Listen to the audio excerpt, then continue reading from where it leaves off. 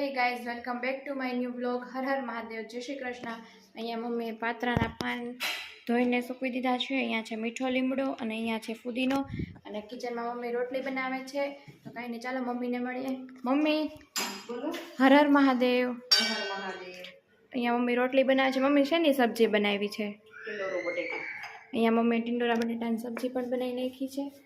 તો કાંઈ નહીં, ચાલો હવે જમવા બેસી જઈએ. ગાઈસ, તો યુગ જમવા માટે બેસી ગયો છે અને અહીંયા આજે જમવામાં છે રોટલી, ટિંડોરા બટેટાનું શાક અને છાશ. તો તમે બધા પણ જમવા માટે આવી જજો. તો ગાઈસ, અત્યારે મમ્મી સાંજની રસોઈ બનાવે છે. મમ્મી આ બનાવે છે રોટલા અને મમ્મી અત્યારે બહાર ગઈ હતી. મમ્મી કઈ બાજુ ગઈ હતી?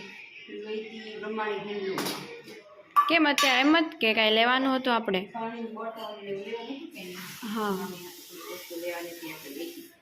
ઓકે. ગાઈસ, તો મમ્મી પપ્પા અને યુગ ત્રણેય ગોળો ખાવા ગયા હતા એટલે મારા માટે અહીંયા કોકો આવી ગયો છે.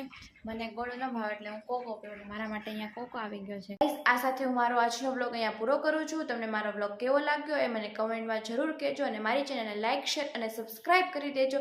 તો મળીએ કાલે એક નવા વ્લોગ સાથે. ત્યાં સુધી બધાને મારા જય શ્રી કૃષ્ણ, હર હર Mahadev, good night, bye by.